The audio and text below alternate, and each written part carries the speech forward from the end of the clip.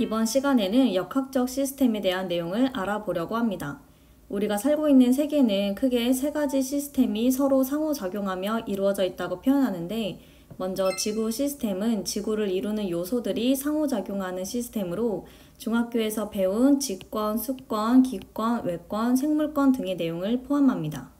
생명 시스템은 생물들이 생명 유지를 위해 상호작용하는 시스템으로 세포, 물질대사, 유전자 등의 내용을 포함합니다.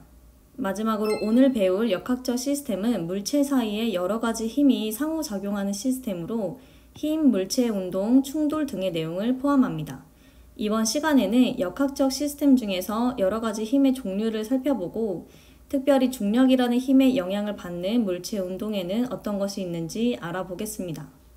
이 강의를 듣기 전에 중학교 3학년 운동과 에너지 단원에서 배운 등속운동과 자유낙하 운동에 대한 개념을 잘 모른다면 위에 링크나 영상 설명 부분의 링크를 통해서 반드시 먼저 공부하고 오시기 바랍니다.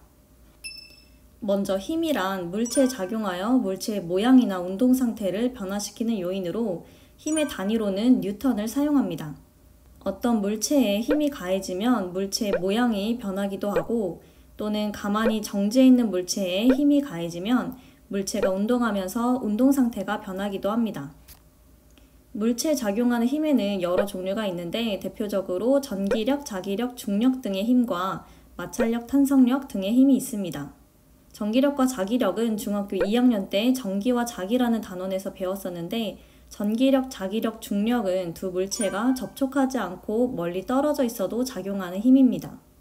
반면에 마찰력과 탄성력은 두 물체가 접촉하고 있는 상태에서 작용하는 힘입니다. 먼저 전기력과 자기력은 두 물체 사이에서 당기는 방향 또는 밀어내는 방향으로 작용합니다. 먼저 전기력은 전기를 띠는 물체 사이에서 작용하는 힘으로 두 물체가 다른 종류의 전기를 띠고 있다면 당기는 방향으로 힘이 작용하고 같은 종류의 전기를 띠고 있다면 밀어내는 방향으로 힘이 작용합니다. 자기력은 자석 사이에 작용하는 힘으로 전기력과 비슷하게 자석의 다른 극끼리는 서로 당기는 방향으로 힘이 작용하고 같은 극끼리는 밀어내는 방향으로 힘이 작용합니다. 전기력과 자기력은 두 물체가 접촉하지 않고 멀리 떨어져 있어도 힘이 작용하면서 두 물체가 서로 당기거나 밀어낼 수 있습니다. 마찰력과 탄성력은 물체와 직접 접촉한 상태에서 발생하는 힘으로 물체에 가해지는 힘의 반대 방향으로 작용합니다. 먼저 마찰력은 물체와의 접촉면에서 물체의 운동을 방해하는 힘으로 예를 들어 어떤 물체에 힘을 주어 이동시킨다고 할 때 물체와의 접촉면에서 물체에 가해지는 힘의 반대 방향으로 마찰력이 작용해서 물체의 운동을 방해합니다. 탄성력은 고무줄이나 용수철과 같이 탄성이 있는 물체를 변형시키면 변형된 방향과 반대 방향으로 작용하는 힘으로 용수철에 힘을 가해 모양을 변형시키면 가해지는 힘의 반대 방향으로 탄성력이 작용해서 원래의 모양으로 돌아가려는 현상이 나타납니다. 마지막으로 중력은 질량이 있는 물체 사이에서 서로 당기는 힘으로 질량을 가진 두 물체가 있을 때 두 물체 사이에서는 당기는 힘이 발생하는데 이 힘을 중력이라고 합니다.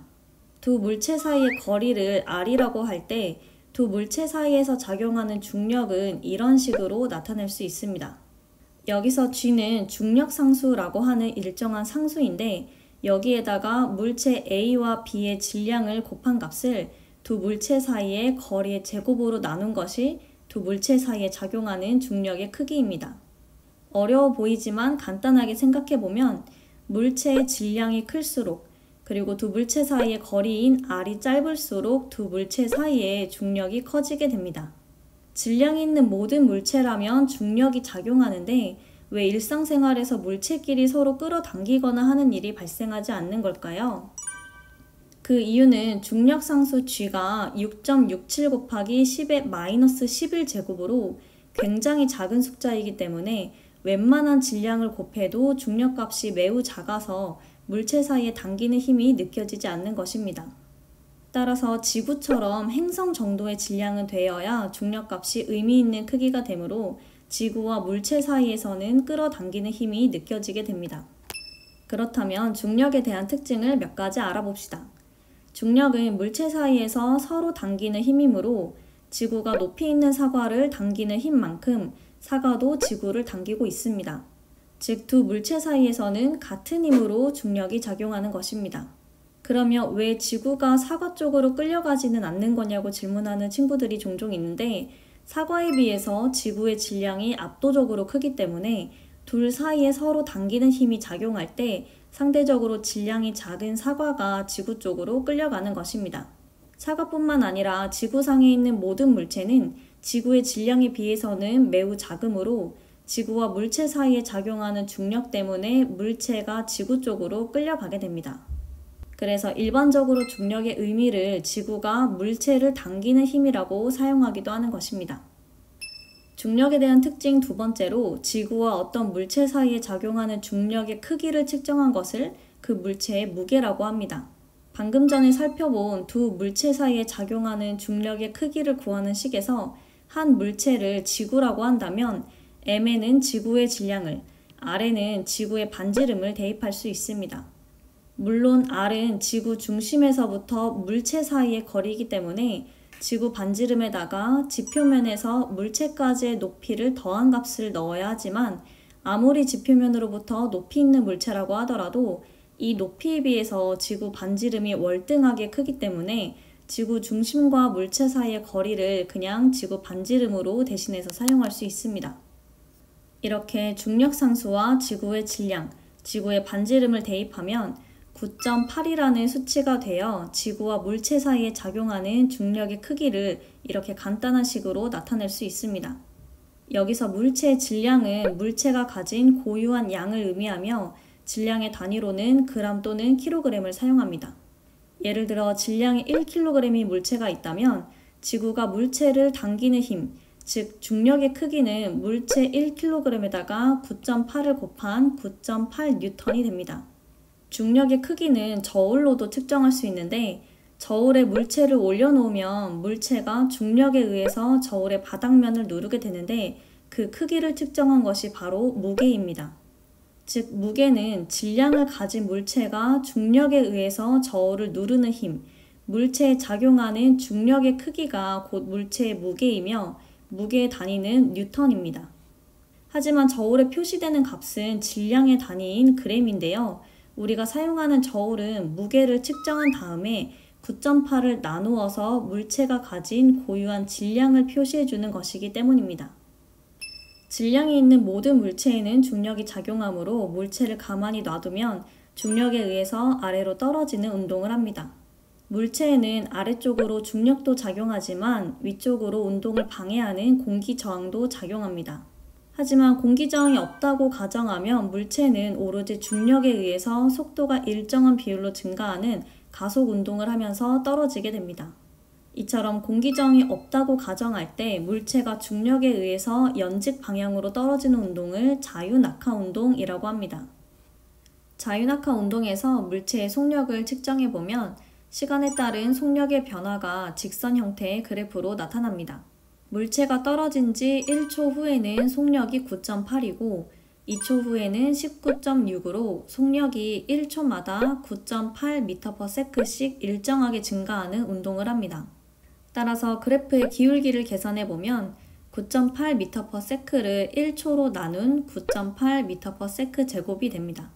이 9.8이라는 값을 중력 가속도라고 하는데, 기울기를 집어넣어서 자유낙하 운동을 하는 물체의 속력은 9.8 곱하기 시간으로 나타낼 수 있으며, 기호를 이용해서 V는 9.8 곱하기 T라고 간단히 나타낼 수 있습니다.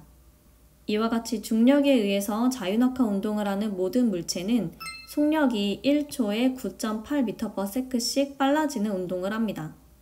시간과 속력의 그래프에서 그래프 아래의 면적은 물체의 이동 거리를 나타내는데, 예를 들어 물체가 2초까지 이동한 거리를 계산해 본다면 이 삼각형의 넓이를 구하면 됩니다. 삼각형의 넓이는 시간 곱하기 속력 곱하기 2분의 1이므로 2초와 2초일 때의 속력인 19.6을 넣어서 계산하면 19.6m가 됩니다. 따라서 자유낙하 운동을 하는 물체가 2초까지 이동한 거리는 19.6m임을 알 수 있습니다. 참고로 만약에 t초까지 이동한 거리를 생각해 본다면 시간에는 t를 넣고 속력에는 앞에서 살펴본 V는 9.8t를 이용해서 집어넣을 수 있습니다. 이런 식을 이용해서 그래프가 주어지지 않아도 자유낙하 운동을 하는 물체의 시간에 따른 이동거리를 구할 수도 있는데, 중력 가속도 9.8을 g라는 알파벳을 이용해서 나타내면 2분의 1 곱하기 g 곱하기 t의 제곱이 t초까지 이동한 거리를 나타내는 식이 되기도 합니다. 물체를 수평으로 던지는 경우에도 물체가 중력에 의해서 아래로 떨어지게 되는데, 1초마다 물체의 연직 방향으로의 위치 변화를 살펴보면 물체가 자유낙하 운동으로 떨어질 때와 동일합니다. 물체를 수평으로 던지는 경우에 물체의 운동을 연직 방향과 수평 방향으로 나누어 살펴보면, 먼저 연직 방향으로는 속력이 1초마다 9.8m/s씩 증가하는 자유낙하 운동을 하는 것을 알 수 있습니다. 그 이유는 연직 방향으로는 일정한 크기의 중력이 작용하기 때문입니다. 물체가 수직으로 떨어지든 비스듬히 떨어지든 연직 방향으로는 일정한 크기의 힘이 잡아당기기 때문에 몇 초마다 같은 속력으로 떨어지게 됩니다. 그럼 수평 방향으로는 어떨까요? 수평 방향으로 물체의 위치를 분석해보면 매 초마다 같은 거리를 이동하는 것을 볼 수 있습니다. 매 초마다 이동한 거리가 같다는 것은 곧 물체가 일정한 속력으로 운동한다는 것이므로, 물체가 수평 방향으로는 속력이 일정한 등속 직선 운동을 한다는 것을 의미합니다. 그 이유는 연직 방향으로는 아래로 잡아당기는 중력이라는 힘이 작용하지만 수평 방향으로는 아무런 힘이 작용하지 않기 때문에 물체는 처음 수평 방향으로 던져진 속력을 그대로 유지한 채 이동하는 것입니다. 정리하면 수평 방향으로 던져진 물체는 중력에 의해서 비스듬한 곡선 형태로 떨어지게 되는데, 물체의 운동을 연직 방향과 수평 방향으로 나누어 분석해보면 연직 방향으로는 중력이 작용하기 때문에 속력이 1초에 9.8m/s씩 증가하는 자유낙하 운동을 하고, 수평 방향으로는 아무런 힘이 작용하지 않기 때문에 처음 속력이 일정하게 유지되는 등속 직선 운동을 합니다. 지금까지 살펴본 물체 운동에 관해서 몇 가지 문제를 풀어봅시다. 물체를 그림과 같이 가만히 놓았더니 물체의 속력이 그래프와 같이 나타났고, 이때 중력가 속도는 9.8이고 공기 저항은 무시한다고 할 때 물체를 놓은 순간부터 물체의 속력은 1초마다 얼마씩 증가할까요? 공기 저항이 없는 물체는 가만히 놓으면 자유낙하 운동을 하는데, 자유낙하 운동에서 물체의 속력은 1초에 9.8m/s씩, 즉 중력 가속도만큼 증가하는 운동을 합니다. 그럼 그래프의 기울기는 얼마일까요? 자유낙하 운동의 시간 속력 그래프에서 기울기는 중력 가속도를 의미하며 중력 가속도는 9.8이므로 그래프의 기울기는 9.8입니다. 그렇다면 이 그래프에서 V는 얼마일까요? V는 1초일 때 속력을 물어보는 것인데, 자유낙하 운동의 시간 속력 그래프에서 기울기는 9.8이므로 1초일 때 속력은 9.8m/s가 됩니다. 다음으로 3초일 때 물체가 낙하한 거리는 얼마일까요? 시간 속력 그래프에서 그래프 아래의 면적은 이동거리를 의미하므로 3초까지 이동한 거리는 이 삼각형의 면적을 구하면 됩니다. 3초일 때 물체의 속력은 3에 9.8을 곱한 29.4m/s이고, 이를 통해 삼각형의 면적을 계산하면 44.1m가 됩니다. 물체를 수평 방향으로 던진 경우의 문제들도 풀어봅시다. 공을 10m/s의 속력으로 수평 방향으로 던졌더니 그림과 같이 낙하하여 2초 후에 지면에 도달했으며 중력가 속도는 9.8이고 공기 저항은 무시합니다. 이때 공이 지면에 도달하는 순간에 공의 수평 방향 속력은 얼마일까요? 물체를 수평 방향으로 던진 경우에 수평 방향으로는 아무런 힘이 작용하지 않아서 속력이 일정한 등속 운동을 하므로 처음 던져진 속력 10m/s가 그대로 유지됩니다. 따라서 공이 지면에 도달하는 순간까지도 공의 수평 방향 속력은 10m/s입니다. 그러면 공이 지면에 도달하는 순간에 공의 연직 방향 속력은 어떻게 될까요? 연직 방향으로는 중력에 의해서 자유낙하 운동을 하므로 공은 1초에 속력이 9.8m/s씩 증가하는 운동을 합니다. 따라서 자유낙하 운동을 하는 물체의 속력 그래프는 기울기가 9.8인 형태의 직선 그래프이므로 지면에 도달하는 순간 2초일 때의 속력은 19.6m/s가 됩니다. 만약 공을 20m/s의 더 빠른 속력으로 던진다면 지면에 도달하는 시간은 어떻게 바뀔까요? 수평 방향으로는 처음 던진 속력이 일정하게 유지되므로 지면에 도달하는 2초 뒤에도 수평 방향으로는 20m/s의 속력으로 날아갈 것입니다.